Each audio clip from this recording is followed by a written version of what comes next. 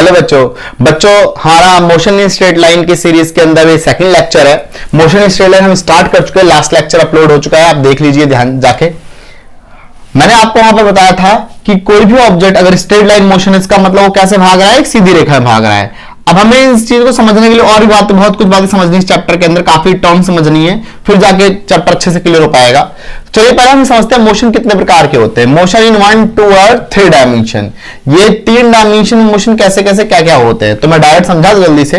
1 dimension motion क्या होता है बेटा, देखिए आपको पता है आपके पास 3 कोऑर्डिनेट होते हैं, एक्स वाई और जेड, 3 कोऑर्डिनेट होते हैं। हम बोर्ड के ऊपर तो ऐसे ही बना सकते हैं, लेकिन इन रियलिटी देखिए आपको समझा दूं तो देखो ये पूरा बोर्ड होता है ना, एक तरफ एक्स कोऑर्डिनेट होता है और एक तरफ होता है वाई कोऑर्डिनेट, ऐसे है ना, क्योंकि ये 2 डायमेंशनल बॉडी है, बोर्ड जो है वो 2 डायमेंशनल बॉडी है, ठीक है ना। एक डायमेंशनल बॉडी 1 डायमेंशनल बॉडी कौन सी होगी, एक स्ट्रेट लाइन, एक ये 1 डायमेंशनल बॉडी है, ठीक है ना। अगर इस लाइन के ऊपर मैं कहता हूं कितने कोऑर्डिनेट, सिर्फ एक कोऑर्डिनेट एक्स कोऑर्डिनेट, कोई इसको वाई कहे कोई जेड कहे, लेकिन है तो 3 में से एक कोऑर्डिनेट ही तो है।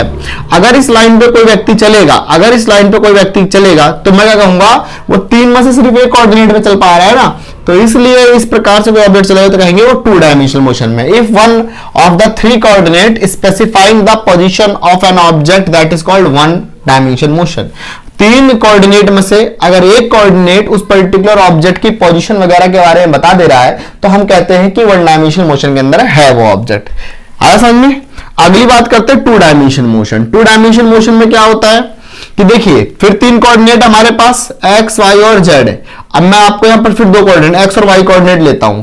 अब ऐसे से 2 कोऑर्डिनेट, अब आपका ऑब्जेक्ट अगर यहां पर हो, यहां पर, अब अगर इस ऑब्जेक्ट की मेरे को पोजीशन बतानी है तो मेरे को पता ना होगा कि वो एक्स में कितना है वाई में कितना है। आप याद करो ना, आपने पढ़ रखा ग्राफ जैसे 3:5, अपन इसको बोलते हैं ये एक्स की वैल्यू होती है, वाई की वैल्यू होती है, मतलब ये ऑब्जेक्ट यहां पर है, ये बोलते हैं ना। ग्राफ ड्रॉ करते समय ऐसे तो करते हैं, इसका मतलब जब उसके जो दोनों पॉइंट्स होते हैं उसके दोनों कोऑर्डिनेट्स होते हैं जो कि उसकी पोजीशन के बारे में बताते हैं। तो जब कभी किसी ऑब्जेक्ट की पोजीशन को बताने के लिए 2 कोऑर्डिनेट्स की मदद ली जाएगी, एक्स और Y coordinate, Y Z, Z X, किन्हीं 2 कोऑर्डिनेट्स की मदद ली जाएगी तो आप कहेंगे वो ऑब्जेक्ट 2 डायमेंशन मोशन में है। 2 डायमेंशन मोशन के अंदर जैसे हम सभी लगभग 2 डायमेंशन मोशन ही करते हैं, एक्स और वाई, ये ऑब्जेक्ट यहां जा रहा है ऐसे ऐसे करके ऐसे करके ऐसे करके, ये कहलाएगा 2 डायमेंशनल मोशन, ठीक है बेटा। And last one 3 dimensional motion.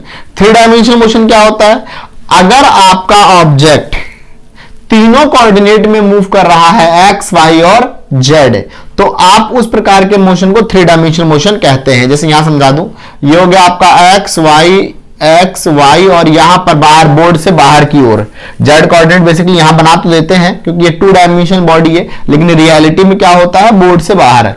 अब यहां हो गया बोर्ड से बाहर हो गया ये वाला ना, तो अगर अब आपका ऑब्जेक्ट यहां पर है, आपका ऑब्जेक्ट यहां पर है, थोड़ा इसको यूं समझ ले, थोड़ा इसको यूं समझ ले, ये मान लीजिए एक्स कोऑर्डिनेट है, ये मान लीजिए एक्स कोऑर्डिनेट, वाई कोऑर्डिनेट, ये जेड कोऑर्डिनेट, ये मेरी उंगली जेड कोऑर्डिनेट है ना। अगर आपका ऑब्जेक्ट यहां पर बीचों बीच यहां पर ये इस वाली पोजीशन में, ठीक है ना, ऐसे यहां पर, तो इसकी पोजीशन बताने के लिए मेरे को बताना पड़ेगा कि वो एक्स में कहां पर है। यहां से इमेजिनरी लाइन ड्रॉ करो ना, एक इमेजिनरी लाइन ड्रॉ करो कि लाइक ऐसा ना, तो मेरे को लाइक ऐसा ये रहा एक्स कोऑर्डिनेट, वाई कोऑर्डिनेट और जेड कोऑर्डिनेट, इसको ऐसे मान लो तीनों ओरिजिन में, मान लो तीनों ओरिजिन पे जॉइंट है। मैं कर नहीं पा रहा हूं ओरिजिन पे जॉइंट, बट मान लो तीनों ओरिजिन पे जॉइंट है ना, ऐसे करके ऐसे ऐसे ऐसे ऐसे करके ना, हो गया लगभग हो गया है ना, ऐसे करके, तो तीनों ओरिजिन पे जॉइंट है। अब क्या कहते हैं, ये हो गया ना, ये हो गया ऐसा है ना, ऐसा हो गया। अब ये 3 कोऑर्डिनेट हो गए, अब ये 3 कोऑर्डिनेट हो गए एक्स वाई और जेड, एक्स वाई और जेड। अब अगर आपका ऑब्जेक्ट यहां पर है तो इसका मतलब वो एक्स में भी किसी दूरी पर है, वाई में भी किसी दूरी पर है और जेड में भी किसी दूरी पर है। तो कहने का मतलब उस ऑब्जेक्ट की पोजीशन बताने के लिए आपको तीनों कोऑर्डिनेट्स को बताना पड़ेगा ना। तो इस प्रकार के मोशन को, अगर कोई ऑब्जेक्ट इस प्रकार के मोशन के अंदर है तो कहते हैं वो मोशन इन 3 डायमेंशनल मोशन में, ठीक है ना बेटा। चलिए देखिए फटाफट इसको, और डेफिनेशंस मैंने लिख रखी है, आप इसे जल्दी जल्दी नोट कर लीजिए, नोट कर लिए फटाफट। चलिए बच्चों अभी तक आपने क्या देखा था, जितना भी अभी तक आपने पढ़ा, फर्स्ट लेक्चर अभी तक जो लेक्चर चल रहा था उस समय आपने अभी बस इंट्रोडक्शन ही टाइप पढ़ रखा है, motion in straight line motion क्या होता है। लेकिन रियलिटी में अब स्टार्ट हो रही है, क्योंकि मैंने आपको समझाया था motion in straight line kinematics का पार्ट है, क्योंकि मैकेनिक्स के 3 पार्ट थे ना, स्टैटिक, डायनामिक्स और काइनेमैटिक्स। तो कहां क्या क्या पढ़ते हैं वो मैंने समझाया था। मोशन जो है वो काइनेमैटिक्स का पार्ट है। काइनेमैटिक्स जैसे मैंने समझाया ना, काइनेमैटिक्स, काइना और मैटिक्स, ये 2 शब्द से काइना काइनेवर्ड का मतलब होता है मोशन मोशन, है ना, और मैटिक वर्ड का मतलब होता है मैथ, है ना। तो भाई आपको मोशन की मैथ पढ़नी है, मतलब कि वो वैल्यूज के साथ आपको डील करना है कि वो कितनी दूर है, क्या स्पीड, उन वैल्यू से आपको डील करना है। तो उन वैल्यू से डील करने से पहले आपको कुछ बेसिक क्वांटिटीज समझनी पड़ेंगी, उसके बाद समझ में आएगा। पहले हम बात करते हैं डिस्टेंस। डिस्टेंस क्या होता है, मैं आपको बेटा समझाऊं कि डिस्टेंस क्या होता है। कि देखो इसे कहते हैं the length, the total length, ऐसे कहते हैं total length of path travelled by object. मतलब वो जो रास्ता है, वो जो कुल रास्ता चल के आ रहा है, वो कुल रास्ते की जो भी लंबाई है उसे कहते हैं पाथ लेंथ। जैसे कि मान लीजिए ये एक कोई ऑब्जेक्ट है और इस रास्ते को फॉलो करके ए बी सी डी, वो यहां से निकला, यहां से यहां गया, यहां से यहां गया, यहां से यहां गया, यहां पहुंच गया, है ना। मैं अगर पूछूं सर जी डिस्टेंस कितना चला इसने, तो 50 मीटर ले लो, 100 मीटर ले लो और 200 मीटर ले लो, ऐसे कुछ भी, मतलब ये रेक्टेंगल 50-50 ले लो, चलो 50-50 ले लो, 50-50 ले लो, ऐसे करके, ठीक है ना। तो ये स्क्वायर टाइप का मान लो आप इसको। अब मैं पूछूं डिस्टेंस कितनी है, तो total path length A B plus B C plus C D कितना होगा, 50 जमा 50 कितना होगा, 150 मीटर। तो मैं कहूंगा, क्योंकि यूनिट इसकी मीटर होती है ना बेटा, यूनिट जो होती है मीटर होती है, तो मैं कहूंगा कि वो कितना चला ऑब्जेक्ट, 150 मीटर चला। लेकिन वहीं अगर मैं डिस्प्लेसमेंट डिस्कस करता हूं, डिस्प्लेसमेंट क्या होता है, तो इसे कहेंगे it is the shortest path between 2 points. इसको इनिशियल और फाइनल पोजीशन भी कहा जाता है, मतलब दो बिंदुओं के बीच में सबसे छोटा रास्ता। जैसे कि अगर वही ऑब्जेक्ट ए से बी से होता हुआ यहां डी पे पहुंचा था, मैं कहूं ए से लेकर डी तक की डिस्प्लेसमेंट क्या, तो यहां से तोड़ता हुआ यहीं पहुंच जाएगा, डायरेक्ट यहां आ जाएगा। तो ये डिस्प्लेसमेंट है, कितना मान लो ये 50 मीटर, तो डिस्प्लेसमेंट कितना होगा बेटा इसके अंदर, 50 मीटर। ये हो गया डिस्प्लेसमेंट। बड़ा ही फर्क है डिस्टेंस और डिस्प्लेसमेंट में, 50 मीटर। जैसे मान लो ये आपका ट्यूशन है और ये आपका घर है, तो आप जब जाते हो तो मटकते हुए ऐसे घूमते घूमते एकदम इधर से होते हुए दोस्त को यार को लेते हुए यहां ऐसे पहुंचते, ऐसे करके ये ऐसे करके पहुंचते हो। अब आपसे पूछे कि भाई आप कितनी डिस्टेंस ट्रेवल करके आए हो, तो आपको पूरा पाथ का लेंथ निकाल के मेजर करके बताना पड़ेगा, हर एक लेंथ को बताना पड़ेगा मैं इतना डिस्टेंस ट्रेवल करके आया हूं। लेकिन वहीं अगर मैं आपसे पूछूं भाई डिस्प्लेसमेंट कितना ट्रेवल करके आए हो, तो दोनों इनिशियल और ये इनिशियल पोजीशन है, इनिशियल और ये फाइनल पोजीशन है, तो इनिशियल और फाइनल पोजीशन के बीच में सबसे छोटा रास्ता, तो इसके बीच में छोटा रास्ता क्या होगा, आप हल्क बन जाओ और सारे घर तोड़ते हुए डायरेक्ट यहां पहुंच जाओ, एकदम यहां पहुंच जाओ। तो ये जो सबसे छोटा रास्ता है यही इसका डिस्प्लेसमेंट है। तो डिस्प्लेसमेंट क्या होता है, smallest path between initial and final position, smallest path between initial and final position, initial and final position, ठीक है बेटा। तो ये होता है डिस्प्लेसमेंट। डिस्टेंस और डिस्प्लेसमेंट में बहुत फर्क है। अब देखो बेटा यहां पर मैथमेटिकल वर्क आ रहा है ना, 50 मीटर 10 मीटर 20 मीटर जो भी, तो काइनेमैटिक्स का जो पार्ट है, काइनेमैटिक्स ही तो मोशन के मैथ को स्टडी करने वाला पार्ट है, ठीक है ना। नोट कर लिए फटाफट, आगे और बताता हूं। अब देखिए बेटा डिस्प्लेसमेंट जो होता है ना, डिस्प्लेसमेंट 3 प्रकार से हो सकता है। पहला पॉजिटिव, नेगेटिव और जीरो। डिस्प्लेसमेंट जीरो भी हो सकता है बेटा, डिस्टेंस कभी जीरो नहीं है, डिस्प्लेसमेंट जीरो हो सकता है। पॉजिटिव डिस्प्लेसमेंट क्या है कि जैसे ऑब्जेक्ट है यहां पर, यहां से गया ये ए से ओ से लेकर ए पे गया, ए से लेकर ऐसे बी पे चला गया, ठीक है ना, तो अपन कहेंगे ये पूरी डिस्प्लेसमेंट क्या है, पॉजिटिव है ना। यहां से आगे सब जोड़ दो, आगे 10 मीटर 15 मीटर, ये क्या है, पॉजिटिव है, ठीक है ना बेटा। ओके ठीक है। नेगेटिव क्या होगा, क्योंकि कितना चला, ओ से लेकर बी तक कितना चला, ओ से लेकर बी तक कितना चला, 15 मीटर चला, ठीक है जी, बढ़िया। 25 मीटर चला, ठीक है जी। नेगेटिव क्या होता है, जैसे मान लो ऑब्जेक्ट यहां पर है, ये रहा ऑब्जेक्ट, यहां से चल के यहां पर ए तक गया, वो गया 10 मीटर, और फिर वापस इसने मारा यहां तक 15 मीटर, यहां से ए से लेकर बी तक, यहां तक ए से लेकर 15 मीटर किया। अब अगर मेरे से पूछा जाए कि ये कैसा चला, तो भाई देखो x1 यहां था और x2 यहां से लेकर यहां था, x2 है ना। तो मेरे से पूछा जाए कि टोटल डिस्प्लेसमेंट कितना चला, तो फिर क्या करते हैं अपन इसको, अपन इसमें से देखो कितना चला था, ऐसे कर देंगे अपन, 10 में से 15 गए, कितना बचा -5, है ना। 10 में से 15 कितना बचा -5, तो कितना चला -5 मतलब। और ये भी देखो ना, ऑरिजिन से लेफ्ट में आ गया, नेगेटिव की तरफ आ गया, तो क्या ये कैसा डिस्प्लेसमेंट है, नेगेटिव डिस्प्लेसमेंट। जीरो डिस्प्लेसमेंट क्या होता है बेटा, कि जैसे देखो ये है ऑरिजिन, यहां पर ऑब्जेक्ट चल के यहां से यहां गया, ए तक गया, फिर मान लो 10 मीटर गया, 10 मीटर और वापस आके उसी ओरिजिन पे खड़ा हो गया, फिर 10 मीटर आ गया -10 मीटर, क्योंकि अगर इस तरफ जाओगे तो पॉजिटिव लोगे तो इधर आके नेगेटिव लेना पड़ेगा। तो नेट डिस्प्लेसमेंट क्या हुआ इसका, 0 हो गया, जहां चला था वहीं खड़ा हो गया, ठीक है ना। तो इस तरीके से डिस्प्लेसमेंट पॉजिटिव, नेगेटिव और जीरो भी होता है। But distance always positive, distance always positive, ठीक है बेटा। और डिस्टेंस जो होती है स्केलर क्वांटिटी होती है, स्केलर क्वांटिटी होती है डिस्टेंस। लेकिन डिस्प्लेसमेंट जो होती है बेटा, डिस्प्लेसमेंट कैसी होती है, वेक्टर क्वांटिटी होती है। आपको नेक्स्ट चैप्टर्स में पढ़ाया जाएगा, स्केलर और वेक्टर पढ़ाया जाएगा। स्केलर वो चीज है जिनके पास डायरेक्शन नहीं होती, नो डायरेक्शन, कोई दिशा नहीं होती, कोई डायरेक्शन नहीं होती है। लेकिन वेक्टर क्या होती है, हैविंग डायरेक्शन, जिसके पास डायरेक्शन होता है। तो देखिए डायरेक्शन के साथ ही काम तो चल रहा है ना इसका, नोट कर लीजिए, फिर आगे समझाता हूं। चलिए बच्चों हम देखते हैं speed, uniform speed, non uniform speed, ये क्या होता है जल्दी देख समझते हैं। देखिए बेटा, अगर कोई ऑब्जेक्ट डिस्टेंस ट्रेवल कर रहा है, दूरी ट्रेवल कर रहा है, तो वो समय भी ले रहा होगा। और जब समय के साथ हम दूरी को देखते, समय के साथ उसके डिस्प्लेसमेंट को, डिस्टेंस को रिलेट करते, तो हम कहते हैं वो स्पीड में है। क्योंकि आप देखिए ना, कोई भी कार, बाइक, कुछ भी होता है, हम कहते हैं वो स्पीड में है। इसका क्या मतलब, इसका मतलब ये भी यही है कि एक पर्टिकुलर टाइम पे वो कुछ डिस्टेंस ट्रेवल कर ले रहा है। वरना मैं खड़ा हूं, मैं तो रेस्ट पे हूं, मैं रुका हूं ना, इसे कहते हैं हम रुके हुए। रुके होने का मतलब है कि समय बीतता जा रहा है, कि हम यहां खड़े हैं, हम कोई कुछ चेंज नहीं ला रहे अपनी पोजीशन में। तो स्पीड क्या होता है, basically distance travel upon time, मतलब कि किसी पर्टिकुलर टाइम में क्या डिस्टेंस ट्रेवल किया जा रहा है।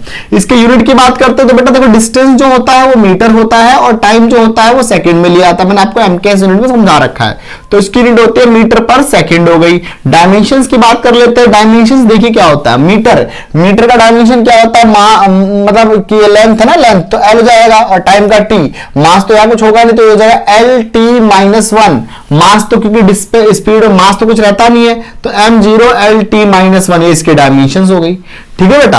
अब बात करते हैं यूनिफॉर्म स्पीड। स्पीड तो हो गया, यूनिफॉर्म स्पीड क्या होता है, देखो कोई भी चीज आपने कार वगैरह, बाइक वगैरह सब चलाई होगी, तो आप देखते हो कि आप जैसे 9 बज रहे, मान लो 9 बज रहे है ना, तो 9 बजे आपने कार बाइक की स्पीड देखी 50 पे चल रही है, 50 किलोमीटर पर आवर पे चल रही है ना।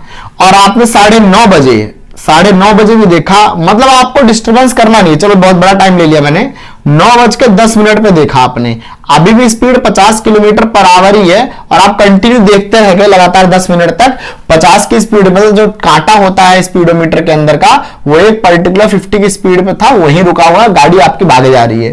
तो इसे कहते हैं कि वो एक पर्टिकुलर टाइम पे, अच्छा 50 पे चली जा रही, तो जितना उसने 9 बजे से लेकर 9:05 तक डिस्टेंस ट्रेवल की होगी, क्या वो इसमें इतनी देर में नहीं करी, बिल्कुल करी होगी। तो कहने का मतलब है एक निश्चित टाइम में, एक टाइम इंटरवल के अंदर जब कभी कोई ऑब्जेक्ट इक्वल डिस्टेंस ट्रेवल कर लेता है, उसे कहते हैं क्या, uniform speed. If an object cover equal distance in equal interval of time, then it's called uniform speed. इसके अंदर मैं आपको समझा दूं, डिस्टेंस और टाइम ले लो, जीरो ले लो, डिस्टेंस 0, 2 सेकंड में ले लो इसको, distance 5 meter, 4 second 10 meter, 6 second 15 meter. तो हर दूसरे सेकंड में, हर 2 सेकंड में कितना चल रहा है, 5 मीटर ही तो चल रहा है ना, 5 मीटर। तो ये क्या कहलाएगा, कहलाएगा यूनिफॉर्म स्पीड कहलाएगा। अगला नॉन यूनिफॉर्म स्पीड, इससे अपोजिट एकदम। अब अगर आपकी कोई बॉडी है, बॉडी क्या कर रहा है, कोई फर्क नहीं पड़ता, 9 बजे वो 50 की स्पीड में भाग रही थी, 9 बजे 50 किलोमीटर, 9:02 पे हो गया उसका स्पीड 100 किलोमीटर या 70 किलोमीटर पर आवर, तो 2 मिनट में इतना बढ़ गया। 9:04 पे हो गया उसका स्पीड 90 किलोमीटर पर आवर। तो देखो 2 मिनट में कितना बढ़ा था, 2 मिनट में 50 70 20 बढ़ा था, और अब कितना बढ़ा, 10 बढ़ा, सिंपल सी बात है। ये क्या होता है, अनइक्वल डिस्टेंस, मतलब अनइक्वल दूरी तय की जाए जब एक पर्टिकुलर टाइम पे, तो उसे कहते हैं नॉन यूनिफॉर्म स्पीड। ठीक है ना, नोट करिए बेटा, आगे लेके चलता हूं। देखिए बच्चों, अब हम बात करते हैं इंस्टेंटेनियस स्पीड की। नाम में ही है इंस्टेंटेनियस। इंस्टेंटेनियस का इसका मतलब ही होता है क्षणिक। हिंदी में अगर कहूं क्षणिक, क्षणिक का मतलब एक particular at instant of time, at that instant of time. जैसे कि आप बाइक पे कार में जा रहे हो, एकदम बहुत तेजी से कार जा रही है और आपने एकदम से बोला भाई स्पीड क्या है, तो उसने कहा कि 140, 120। वो एक जो छोटा समय, उस जो छोटे समय के अंदर उस बॉडी, उस ऑब्जेक्ट की जो स्पीड है, वो कहलाती है इंस्टेंटेनियस स्पीड। जैसे कि the speed of object moving a particular instant of time, that is called instantaneous speed. Particular instant of छोटे समय में। ठीक है ना, कैसे कैलकुलेट किया था बेटा, तरीका होता है डिस्प्लेसमेंट, डेल्टा बेसिकली डिस्टेंस ही है। चेंज इन डिस्प्लेसमेंट इसे कहते हैं, डेल्टा बेटा जब डेल्टा लग जाता है ना, इसे कहते हैं small, small change in distance upon में स्मॉल, डेल्टा की मतलब स्मॉल इंटरवल ऑफ टाइम। एक बात बताओ, जब आप पूछते हो कि भाई क्या स्पीड है, इतनी देर में कितना समय बीत जाता है, क्या स्पीड है 40, तो कितना समय बीत, 1 second 2 second, hardly micro seconds में, है ना। तो यार पूछा नहीं आपने स्पीड, अच्छा 60 में जा रही गाड़ी, उस इंस्टेंट में देखा आपने speed, that is the instantaneous speed. Basically speed in speedometer, speed in speedometer, जो स्पीडोमीटर में स्पीड होती है वो आप उसको इंस्टेंटेनियस स्पीड ही कह सकते हैं, क्योंकि वो एक पर्टिकुलर इंस्टेंट ऑफ टाइम का स्पीड होता है। ठीक है बेटा, चलिए वो डन हो गया। अब हम आते हैं वेलोसिटी के पार्ट पे, क्योंकि देखो बेटा सारा यहाँ पर मैथमेटिकल काम चलने वाला है, तो पहले ये सब चीजें समझ लेते हैं, उसके बाद मैथ पे आएंगे पूरा।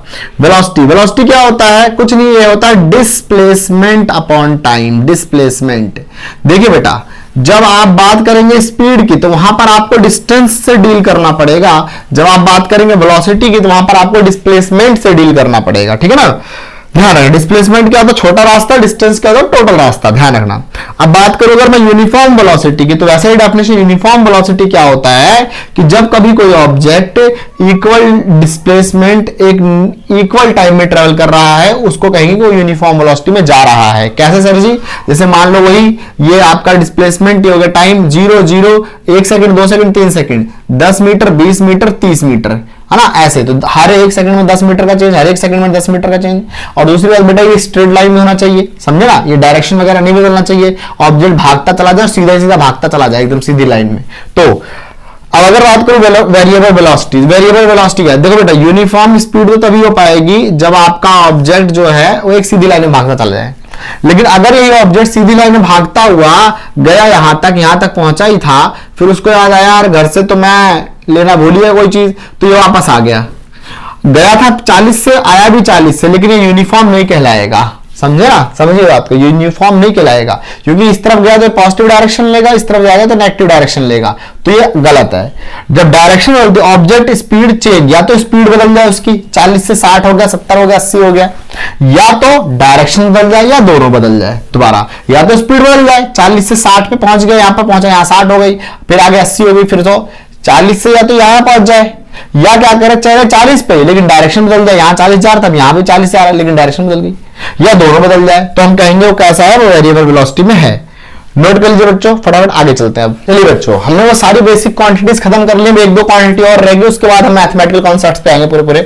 अब बेटा बात करते हैं एवरेज स्पीड। कभी नाम सुना होगा, जैसे मान लो आप इस पर्टिकुलर प्लेस से यहां तक गए, बहुत दूर है, मान लो 20 किलोमीटर का रास्ता है यहां से यहां तक का, तो एक बात बताओ, आपने यहां पर 9 बजे चलना स्टार्ट किया था, 9 बजे आप यहां पर पहुंचे मान लो 12 बजे, 3 घंटे पहुंचे, है ना।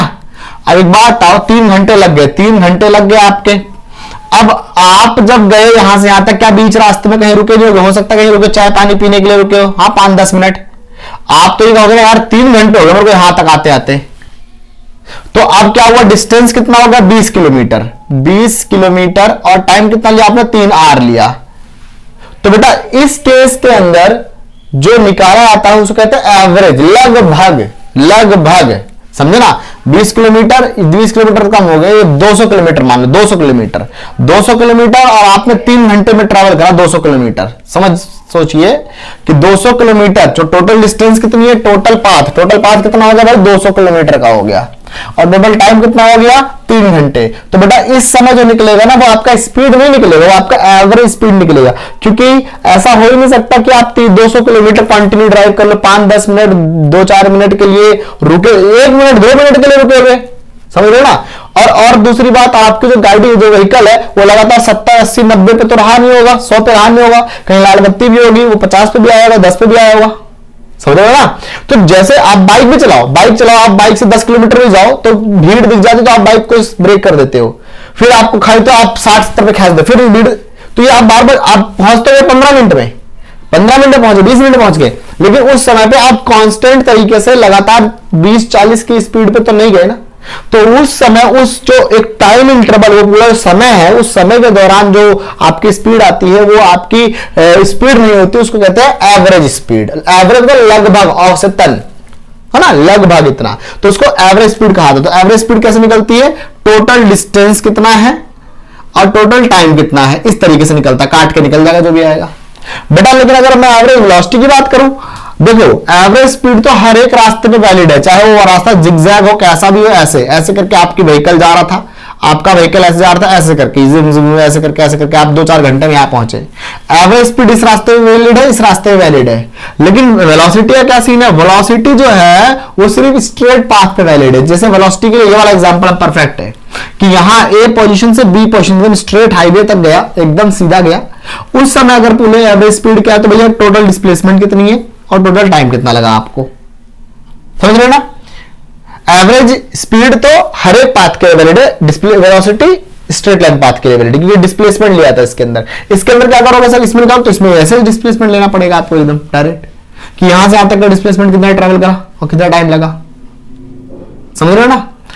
अब कभी क्वेश्चन आता है कि वेलोसिटी और स्पीड बराबर होंगे क्या, वेलोसिटी और स्पीड बराबर हो सकते हैं क्या। अगर पाथ स्ट्रेट है, अगर पाथ स्ट्रेट है तो ये दोनों बराबर हो सकते हैं, क्योंकि डिस्टेंस और डिस्प्लेसमेंट, डिस्टेंस और डिस्प्लेसमेंट इसी केस में बराबर होते हैं स्ट्रेट पाथ। इसको हटा के मैं बल्कि ये लिखता हूं, डिस्टेंस और डिस्प्लेसमेंट स्ट्रेट पाथ। कैसा पाथ होना चाहिए, पाथ अगर सीधा है, एकदम स्ट्रेट है, तो आप कहेंगे वो क्या है, बराबर है, ठीक है। जैसे हाईवे क्या होता है, 1 किलोमीटर लंबा है, तो कहोगे डिस्टेंस कितना, 1 किलोमीटर, डिस्प्लेसमेंट वो भी तो वही है, क्योंकि वो एकदम एक दूसरे पॉइंट पे क्या है, एकदम स्ट्रेट लाइन की दूरी है, एकदम, समझे ना। तो बेटा नोट कर लीजिए। अब हम करते हैं कुछ न्यूमेरिकल्स के ऊपर।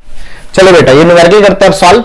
तो न्यूमेरिकल कह रहा है, जैसा एक पार्टिकल है ए से लेकर बी सी डी ऐसे एक सर्कल रोटेट कर रहा है, तो कैलकुलेट डिस्टेंस और डिस्प्लेसमेंट, दोनों ही चीजें कैलकुलेट करनी है। कब, जब पार्टिकल ए से बी तक जाएगा, ए से सी तक जाएगा, ए से डी तक जाएगा और वापस एक चक्कर कंप्लीट करेगा। 4 केस में, A to B, A to C, A to D और 4th केस है क्या, कंप्लीट 1 रेवोल्यूशन, ठीक है ना। चलिए बेटा हम इसको 2 सेगमेंट में करेंगे। एक बार मैं डिस्टेंस फाइंड करना, यहां पर हर एक का डिस्टेंस फाइंड करना सिखा देता हूं, और फिर अगले वाले सेगमेंट में डिस्प्लेसमेंट फाइंड करना सिखाऊंगा। तो फर्स्ट डिस्टेंस की बात कर लेते हैं ना।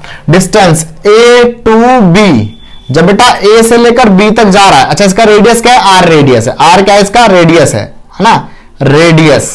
जब वो ए से लेकर बी तक जा रहा है, तो अब देखो बेटा डिस्टेंस क्या होता है, टोटल पाथ लेंथ। तो मुझे ये वाला रास्ता पता करना, ये वाला रास्ता क्या है। तो देखो बेटा पूरा जब चक्कर लगाएगा तो सर्कल का सरकमफ्रेंस क्या होता है, 2 पाई आर।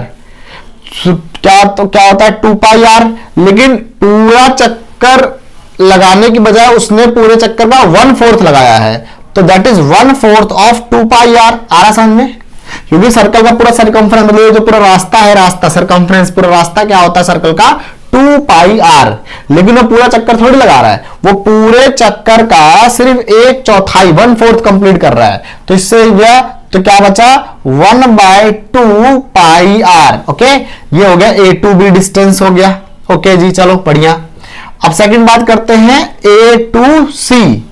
ए टू सी यहां से यहां तक, जब पार्टिकल यहां से यहां पहुंच जाएगा, अब क्या डिस्टेंस ट्रेवल करेगा, तो भाई पूरा चक्कर है 2 पाई आर का, लेकिन 2 पाई आर कितने हिस्से कंप्लीट कर रहा है, वो 4 में से कितने, 2 हिस्से। तो कितने, 4 में से 2 हिस्से, ऐसे पढ़ते बेटा, 4 में से 2 हिस्से, ये 4 में से 1 हिस्सा, ऐसे समझ में आ रहा है ना। 4 में से 4 हिस्से है ना, 4 हिस्से में से 2 हिस्से कंप्लीट कर रहा है, तो इससे तो ये गया ठीक है ना, तो क्या बन गया ये 2 और ये 2, that is only pi r. इससे गया 2 to the 4, तो ये देखो ना आधा पूरा 2 पाई आर होता है, तो आधा क्या होगा पाई आर हो गया। ठीक है, थर्ड क्वेश्चन, थर्ड क्या है, ए टू डी, जब ये पार्टिकल घूमता हुआ यहां तक पहुंचेगा तब बताओ ये रास्ता कितना है ना, तो ए टू डी मुझे लगता है आप कंप्लीट कर सकते हो, बट मैं फिर भी करा देता हूं। पूरा चक्कर तो 2 पाई आर का है, 2 पाई आर का है, लेकिन कितने 1 2 3 4 में से 3 हिस्सों पे घूम रहा है, तो यह क्या हो गया आपका 3/2 पाई आर, ये हो गया। बेटा पाई की वैल्यू 3.14 और आर की वैल्यू आर, अगर वैल्यू गिवन हो तो रख देते हैं। फोर्थ क्वेश्चन क्या कह रहा है, फोर्थ क्वेश्चन कंप्लीट रेवोल्यूशन, मतलब यहां से घूम के वापस यहां आ जाए, तो बेटा घूम जाएगा कंप्लीट ए टू ए वापस आ जाएगा, तो 2 पाई आर ही हो जाएगा ना, पूरा सर्कल कंप्लीट कर लिया ना, तो 2 पाई आर हो जाएगा। ये तो हो गया बेटा डिस्टेंस। अब इसी केस में अगर मैं डिस्प्लेसमेंट निकालूं, हर एक केस का डिस्प्लेसमेंट निकालूं, तो फर्स्ट केस में ए टू बी, ए से बी तक का डिस्प्लेसमेंट, ए से बी तक का डिस्प्लेसमेंट, और डिस्प्लेसमेंट क्या होता है बेटा दोनों पॉइंट्स के बीच में सबसे छोटी दूरी, तो बेटा आपको यहां पर ऐसे ये ड्रॉ करना पड़ेगा ना, ये तो ए बी ओ, ये जो हो गया एक ट्रायंगल हो गया, क्योंकि रेडियस आर तो ए बी आर हो गया है ना, तो ए से बी तक का डिस्प्लेसमेंट क्या हो जाएगा, तो जाएगा ए बी का square is equals to O A का स्क्वायर, ओ ए का स्क्वायर प्लस में ओ बी का स्क्वायर, ओबी का स्क्वायर है ना, स्क्वायर हटेगा तो उसका रूट चढ़ेगा, तो जाएगा आर स्क्वायर प्लस में आर स्क्वायर और जाएगा 2r का स्क्वायर, ऐसा जाएगा। देख लो ना पाइथागोरस लग जाएगा ना इसके अंदर, क्योंकि फिर ये निकालना है, तो जिसका स्क्वायर प्लस जिसका स्क्वायर, और ये √2 बन के बाहर आ जाएगा, √2 और r, तो ए से बी तक का डिस्प्लेसमेंट क्या होगा √2r हो गया। आया बेटा समझ में, यहां से यहां तक का। अब बात करते हैं ए से लेकर सी तक का डिस्प्लेसमेंट, सेकंड ए टू सी यहां से लेकर यहां तक का, तो डिस्प्लेसमेंट क्या होता है सबसे छोटा रास्ता, तो हमने पढ़ रखा ना ए से लेकर सी तक, ये जूम यहां पे भागेगा ना डायरेक्ट, आर ये चला दैट इज कितना 2r ओनली, आ रहा समझ में ना। ठीक है, और थर्ड बात कर लेते हैं, थर्ड पॉइंट। अब देखिए ए से लेकर डी तक यहां से चल के आया, तब बताओ डिस्प्लेसमेंट क्या है, तो बेटा अब यहां से यहां आ जाओ ना डायरेक्ट, फिर यहां से आ जाओ, ये यहां से आ जाओ ना, क्योंकि भाई दोनों पॉइंट्स के बीच में सबसे छोटा रास्ता यही तो है ना, तो फिर A2 जब आप निकालेंगे D तो क्या आएगा, फिर आपका वही आएगा √2r आएगा, सेम निकलेगा, यही निकल जाएगा, इसका स्क्वायर प्लस इसका स्क्वायर वही आ जाएगा। अब fourth point complete A to A, मतलब चलना स्टार्ट करा A से और घूम के आ गया A, तो मैंने आपको समझा रखा है डिस्प्लेसमेंट जब पॉइंट जहां से चलना स्टार्ट करो वहीं पर आ जाए, डिस्प्लेसमेंट क्या हो जाता है बेटा 0 हो जाता है। अभी मैंने समझाया थोड़ी देर पहले, ठीक है, नोट कर लो बेटा फटाफट। चलो बेटा अगला न्यूमेरिकल देखिए, a body travel first half of total distance with velocity v1 and second half of with velocity v2। बेटा अब फर्स्ट हाफ सेकंड हाफ की बात कर रहा है, तो पहले तो डायग्राम ड्रॉ कर लो। मान लो ये पूरा का पूरा यहां से यहां तक का डिस्टेंस क्या है, डिस्प्लेसमेंट क्या है x मान लो, भाई मेरे को नहीं पता ना क्या, मान लो x है, x का आधा यहां पर होगा ना, x/2 यहां पर होगा और x/2 यहां पर होगा। अब क्वेश्चन की डिमांड है कि पहला हाफ जो है वो v1 वेलोसिटी से ट्रेवल कर रहा है और दूसरा हाफ जो है v2 वेलोसिटी से ट्रेवल कर रहा है। Calculate average velocity. बेटा एवरेज वेलोसिटी का जो फॉर्मूला होता है वो क्या होता है, वो होता है डिस्प्लेसमेंट अपॉन टोटल टाइम, है ना, टोटल टाइम ये होता है। तो बेटा डिस्प्लेसमेंट कितना हो गया तो मेरे को पता है, क्योंकि ए से लेकर बी तक ऑब्जेक्ट गया, क्वेश्चन है ट्रेवल फर्स्ट हाफ, पहला हाफ इस वेलोसिटी से, बेटा ये वेलोसिटी कुछ तो होगी ना, 50 मान लो, अगला मान लो 70 मान लो, कुछ तो होगा ना, कुछ न्यूमेरिकल वैल्यू तो होगी। यहां पर अलजेब्रा से काम चलाया जा रहा है, बट न्यूमेरिकल वैल्यू कुछ ना कुछ तो होगी ना। तो पहला हाफ तो v1 वेलोसिटी, दूसरा हाफ v2 से। तो अब बताओ कि एवरेज वेलोसिटी क्या होगी, तो भाई पहले तो टोटल टाइम निकाल लो ना। First time taken for first half, पहले हाफ के लिए टाइम क्या लगा, तो बेटा velocity is equal to displacement upon time होता है, तो टाइम इज इक्वल टू हो जाएगा डिस्प्लेसमेंट अपॉन वेलोसिटी। तो फर्स्ट हाफ में डिस्प्लेसमेंट कितना है x/2, फर्स्ट हाफ में डिस्प्लेसमेंट है x/2 और वेलोसिटी कितनी है उसकी v1 है। तो बेटा लिखने का तरीका क्या होता है ना, जब लिखा आता है तो x ये तो हो गया, इसके साथ ही v1 आ जाएगा ऐसे करके, क्योंकि ये देखो ये तो इसकी जगह आ रहा है ना x/2, ये v1, ये होगा t1 time. Next time taken for second half, दूसरे हाफ के लिए उसको t2 टाइम कह दूंगा मैं, है ना भाई, यहां से यहां तक चलने में कोई t2 टाइम लगा हुआ, तो अब t2 कैसे, डिस्टेंस अपॉन वेलोसिटी, वही डिस्टेंस कितना x/2 और वेलोसिटी कितनी थी यहां से यहां जाने की, v थी, v/2। अब कॉन्सेप्ट क्या कहता है, एवरेज वेलोसिटी तो total displacement upon total time ना, तो एवरेज वेलोसिटी में डाल दो, डिस्प्लेसमेंट कितना है, क्योंकि बॉडी ट्रैवल कुछ भी ट्रैवल कर रहा है, मतलब x ट्रैवल कर रहा है, मैंने x मान लिया, उसने डिस्टेंस तो दे रखा था, तो टोटल डिस्टेंस का कितना ट्रैवल कर रहा था, तो टोटल डिस्टेंस कितना है इसका, मैंने x मान लिया, तो x sorry total displacement sorry total displacement कितना है x, तो मैंने x मान लिया, और टोटल टाइम कितना लग रहा है, t1 प्लस t2 लग रहा है, t1 प्लस t2 लग रहा है, तो x अपॉन में t1 that is x/2v1 plus x/2v2, ये हो जाएगा। आ रहा बेटा समझ में। अब इसका सारा काम क्या, सॉल्व करने का काम, बाकी काम ही खत्म हो गया। अब देखो x, अब यहां से जो है, यहां से क्या करो, x तो कॉमन ले लो, x कॉमन ले सकते हो, कॉमन ले लो x, यहां से कॉमन रहेगा, ये बचेगा 1/2v1 प्लस में 1/2v2, ये बचेगा। अब x से x भी निकल गया, खत्म हो गया, तो एवरेज वेलोसिटी क्या आ गई।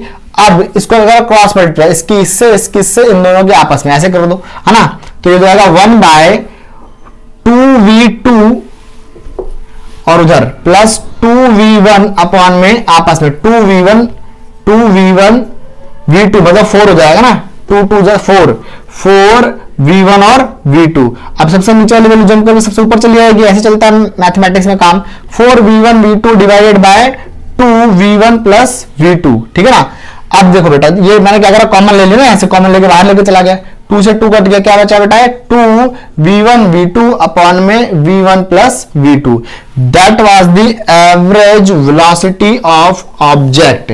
ये एवरेज वेलोसिटी होगी उस ऑब्जेक्ट की। क्या करा, मैं इसको जंप करके वापस लेके चला गया, यहां से 2 से 2 कॉमन आ गया बाहर, 2 से 4 चला गया, 2 बच गया, ये आ गई एवरेज वेलोसिटी। नोट कर लिया बेटा फटाफट इसको। चलिए बेटा ये क्वेश्चन देखते हैं।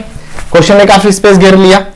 A train move with a speed 30 kilometre per our in 15 minute, मतलब पहली स्पीड उसकी 30 किलोमीटर पर आवर और पहला टाइम है उसका 15 मिनट, और दूसरा with another speed 40 kilometre our next 15 minute, मतलब वही ट्रेन अपनी वेलोसिटी बढ़ा देती है, वो 40 किलोमीटर पर आवर अपनी स्पीड कर देती है, और वो टाइम फिर चलती है, उस कितने देर तक चलती है, 15 मिनट तक चलती है। कंसेप्ट समझिए, ट्रेन जा रही है लगातार, ट्रेन जा रही है, तो ट्रेन में क्या है कि भाई वो पहले आ रही थी 30 से गई 15 मिनट तक, फिर 40 से आ रही है, फिर जा गई 15 मिनट तक, है ना।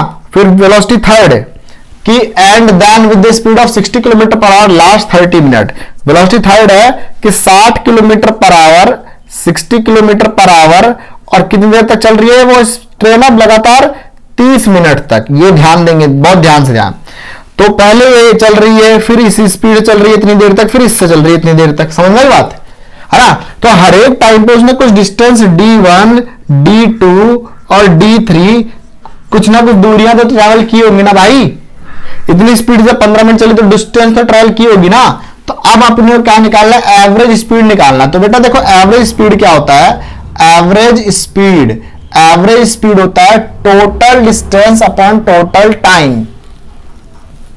अब वो ट्रेन इतनी देर में 15 30 और 30 60 मतलब 60 मिनट होगा, मतलब 1 घंटा, 1 घंटे में कितनी दूरी तय कर गई। तब पहले टोटल डिस्टेंस निकाल लो। तो डिस्टेंस टोटल डिस्टेंस कैसे निकलेगा, टोटल डिस्टेंस ये कैसे निकलेगा बेटा। तो देखो डिस्टेंस का फॉर्मूला वेलोसिटी होता है distance upon time, displacement upon time या डिस्टेंस अपॉन टाइम। तो बेटा डिस्टेंस क्या हो गया, डिस्टेंस हो गया वेलोसिटी इनटू टाइम हो गया, है ना, समझ रहे हो ना। तो पहले कौन सी वेलोसिटी से गया, 30 से गया, और टाइम कितना है 15 मिनट। एक और बात बेटा, यहां देखो मिनट है, यहां पर आर है। आपको सारी की सारी यूनिट्स एक ही यूनिट में कन्वर्ट करनी होती है, तभी काम करा करो, वरना काम ऐसे मत किया करो। तो टोटल डिस्टेंस कितना ट्रेवल कर रहा है, d1 डिस्टेंस ट्रेवल कर रहा है, फिर d2 डिस्टेंस ट्रेवल कर रहा है, फिर d3 डिस्टेंस ट्रेवल कर रहा है। 3 डिस्टेंस ट्रेवल कर रहा है अलग अलग स्पीड में। तो टोटल डिस्टेंस निकालेंगे। टोटल डिस्टेंस का फॉर्मूला क्या होता है, वेलोसिटी। तो d1 डिस्टेंस के लिए वेलोसिटी v1 और टाइम t1, d2 डिस्टेंस निकालने के लिए वेलोसिटी v2 टाइम t2, और d3 डिस्टेंस निकालने के लिए 30 मिनट तक चला वेलोसिटी v3 टाइम t3। बेटा ये ध्यान रखना बहुत ध्यान से, प्लस प्लस देखो आगे सबके बीच में। v1 वेलोसिटी क्या है 30 किलोमीटर पर आवर, और टाइम कितना है 15 मिनट। मिनट में काम नहीं कर रहा, यहां आर में काम चल रहा है तो आर में बदलो। तो जब कभी आप 15 को 60 से, क्योंकि एक घंटे में 60 मिनट होते हैं ना, तो मिनट को आवर में बदलना है, 60 से डिवाइड कर दो, ये आर बन गया, आर बन गया बेटा, आर से आर मर गया आप, है ना। ये हो गया 30 से 60 2 बचा, 15/2 दैट इज 7.5, क्योंकि देखो आर से आर चला गया, किलोमीटर ही तो रह गया, 7.5 किलोमीटर प्लस। ये मैंने ये करके दिखा दिया। अब बाकी आपने आप करेंगे। V2 क्या हो गया 40 मल्टीप्लाइड बाय टाइम कितना 15, तो ये भी हो गया 15/60। अब बार बार यूनिट लिख कर दिखाऊंगा। नेक्स्ट V3 क्या हो गया 60, वेलोसिटी क्या है इसकी 60 वेलोसिटी है, और टाइम कितना ले रहा है 30 मल्टीप्लाइड बाय 30 डिवाइड बाय 60, इससे गया 30 किलोमीटर आ गया ना। इससे गया 2 2 जा 4 हो गया, है ना, 2 3 जा 6, 2 3 2 15 2 जा 5 और 5 जा 10 किलोमीटर ये आ गया, प्लस 30 किलोमीटर ये आ गया। तो बेटा टोटल कितना 47.5 किलोमीटर। तो टोटल डिस्टेंस कितनी ट्रैवल करी उस ट्रेन में 47.5 किलोमीटर। और टोटल टाइम कितना लिया, टोटल टाइम तो दिख ही रहा है बेटा, 15 मिनट 30 मिनट और 30 मिनट, 1 घंटा। टाइम तो 1 घंटा लिया, वो तो दिख ही रहा है। टोटल टाइम कितना हो गया 1 घंटा हो गया, वो तो हटा दो। तो टोटल डिस्टेंस कितना है इतना, टोटल टाइम कितना इतना, तो एवरेज स्पीड में डाल दो, एवरेज स्पीड में डाल दो। टोटल डिस्टेंस कितना 47.5 किलोमीटर और टोटल टाइम कितना 1 आवर। तो क्या होगी इसकी एवरेज स्पीड हो गई, इसकी एवरेज स्पीड हो गई 47.5 किलोमीटर पर आवर। ये उस ट्रेन की एवरेज स्पीड हो गई। नोट कर लो बेटा फटाफट, देख लो ध्यान से एक बार समझ लो।